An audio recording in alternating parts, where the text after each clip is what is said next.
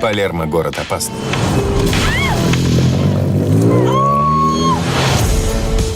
У меня нейродегенеративное заболевание.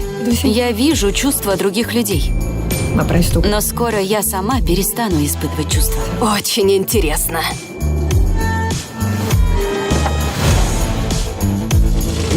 Давай мотоцикл. Я верну. Он полицейский. Честно. У нас убийство. Женщины. Инспектор, могу задать вам пару вопросов? Ты не полицейский. Ты мисс Италия.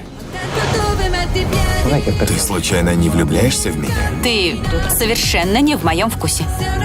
Я никогда не мешаю работу и личную жизнь. Видеть эмоции других значит чувствовать их на своей шкуре.